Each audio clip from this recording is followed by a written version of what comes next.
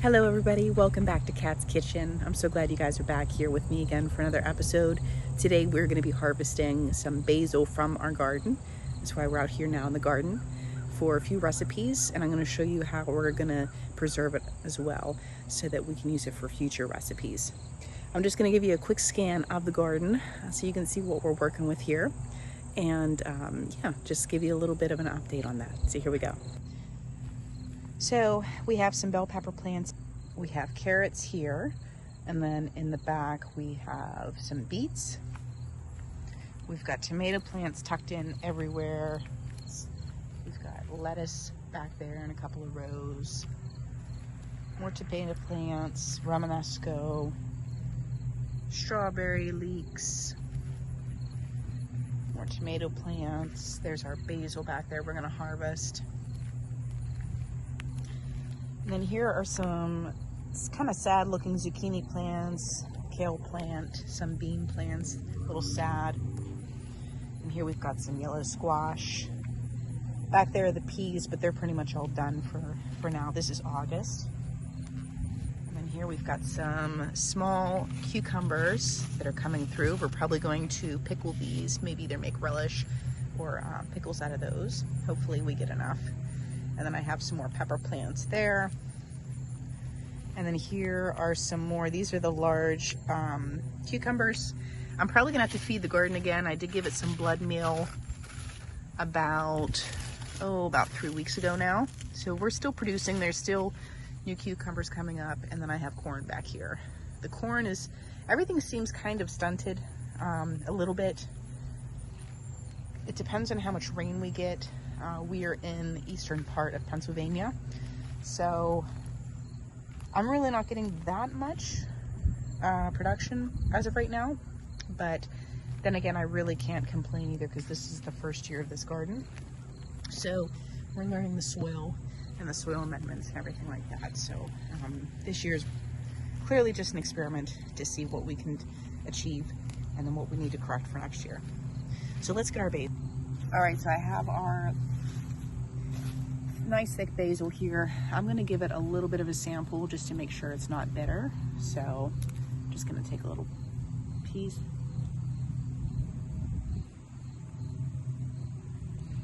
If it's bitter at all, that means it's bolted and you don't wanna use that. So it's a little bit bitter. I don't really wanna use olive oil. I don't want to waste my olive oil on, obviously, bitter herbs, because that's not going to come out well in the final product. And for how expensive extra virgin olive oil is, because that's how we're going to preserve this, is pack it in extra virgin olive oil. That way you can use it for pestos and sauces and whatnot, or any dish. Some of it tastes fine, some of it doesn't. So what I'm going to do is I'm going to kind of weed through here, see what tastes good. And whatever tastes good, I'm going to put it in my little colander here. I have some shears so I can snip it off, and then we're gonna keep on rolling.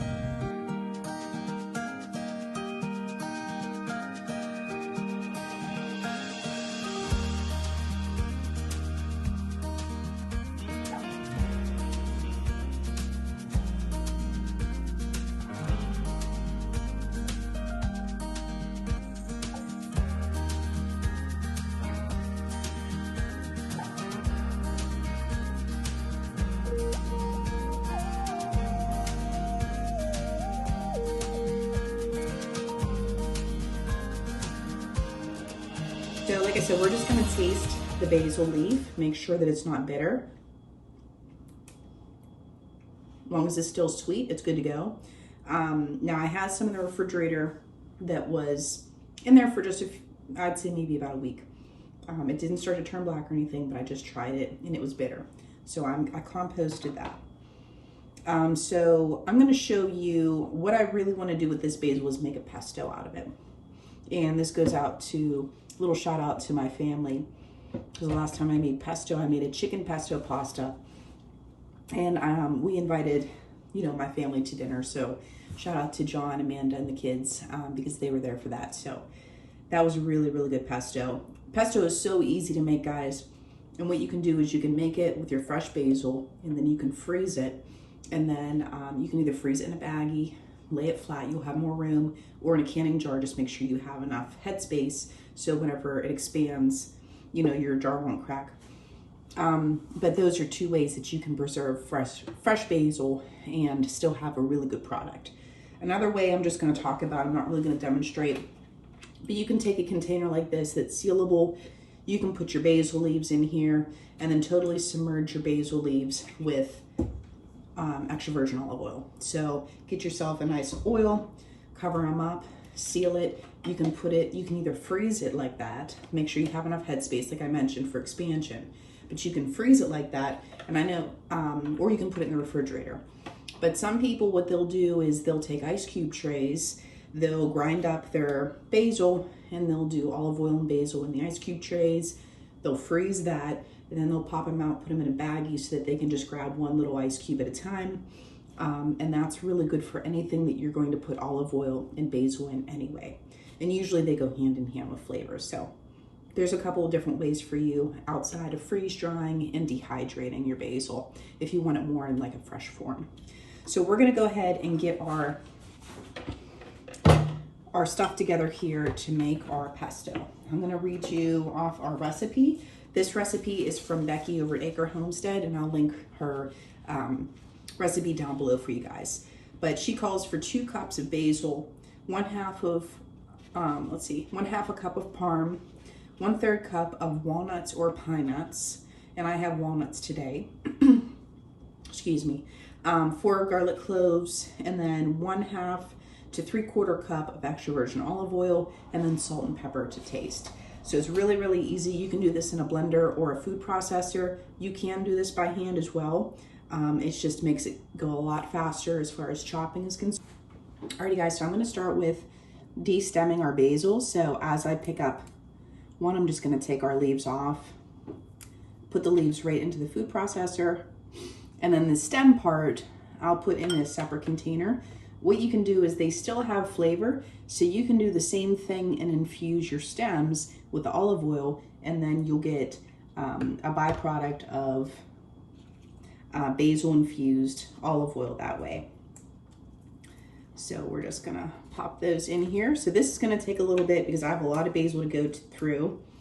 Her recipe doesn't say whether it's 2 cups ground, like, you know, chopped up or whole. But I'm just gonna use everything I have because I don't wanna lose it. So I'm gonna be doing this for a little while, de-stemming these, and I'll be back with you guys. Alrighty friends, so I have all my basil leaves in our food processor, and then I have all the stems separately in my container here. So I am gonna put some olive oil in here to infuse these basil stems. You want to make sure that you do cover whatever product you're putting in here with the olive oil so that it doesn't mold on you. That's more so if you're going to be keeping it at room temperature, because you can put this on the counter as long as everything is submerged. I'm going to keep mine in the refrigerator, so hopefully it'll preserve it a little bit more. And just leave it in there for as long as you can, you know, a couple weeks to a month or so. And then when you go to use this olive oil for any of your savory cooking, then you'll be able to have that olive oil infused with basil. So then I'm just gonna pop our lid on, and then I'll label this, and then I'll keep this in the refrigerator. Okay, so we got one product already done with our basil. Next, we're gonna focus on our pesto. Our pesto is super easy. You're gonna see how fast this comes together. It only probably took me about 5 or 8 minutes to de-stem all those basil leaves. So next, we're gonna add in all the ingredients that we need for our pesto. Okay, so next I'm gonna add in our Parmesan cheese.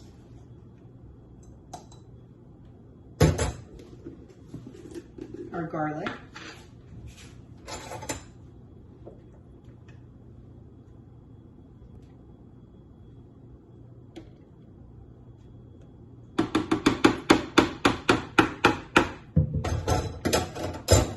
And then we're gonna do salt and pepper to taste.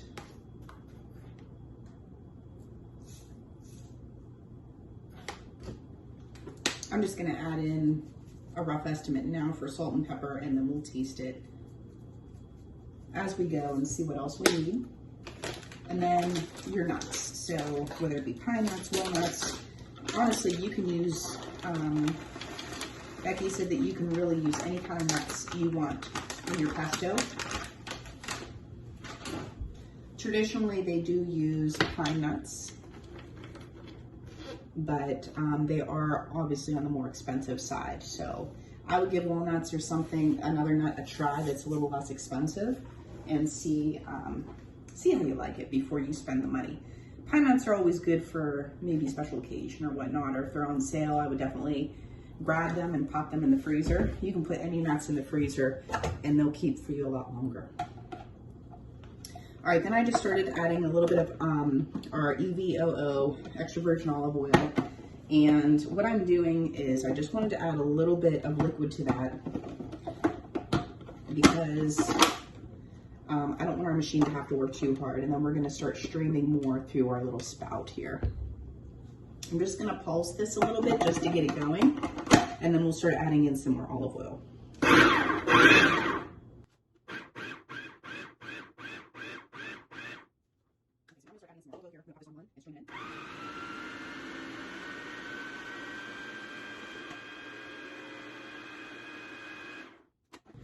I'm just gonna scrape down the sides a little bit, and then we're gonna pulse.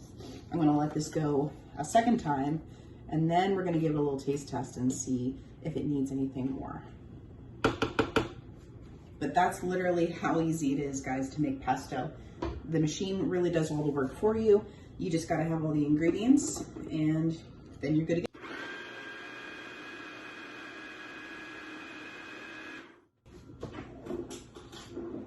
So we're gonna give this a little sample here. Ooh. Things falling to pieces.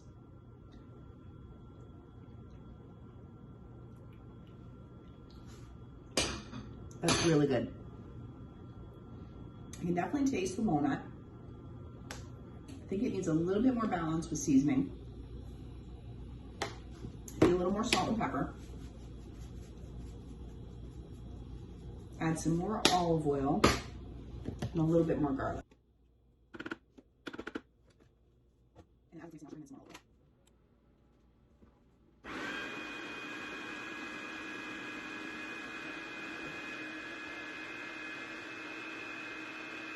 Look how beautiful this is, guys. Super, super easy. I'm super happy with this. So after you taste it, just adjust for your own liking what it needs. What I did is I turned the speed. I have a 1 and a 2 speed on mine. So I started on the 1, and then I worked the way up to 2 because I noticed the nuts weren't getting chopped up enough. And I just kind of went back and forth, scraped it down again, and then tasted it, and it tastes dynamite. And now the nuts are small enough to where it was just like a minced nut, but now it's more incorporated, and it actually thickens up the sauce as well. So guys, this is ready to freeze or to eat fresh. Look how much we've got too. We probably have a good, this isn't a huge food processor, but I would say we have at least a good 5 cups worth here. So that's awesome. So I'm gonna use some for, I am gonna make a chicken pesto pasta for one of our meals. And then, so I'm gonna use a little bit of this, and then I'll freeze the rest. So I'm not sure if I'm gonna make that pasta dish in this video or in the next video, because I'm gonna do some meal prep for the week coming up. But I do wanna thank you guys so much for watching. Please like, share, and subscribe. I'll see you guys all in the next one. Bye-bye, friends.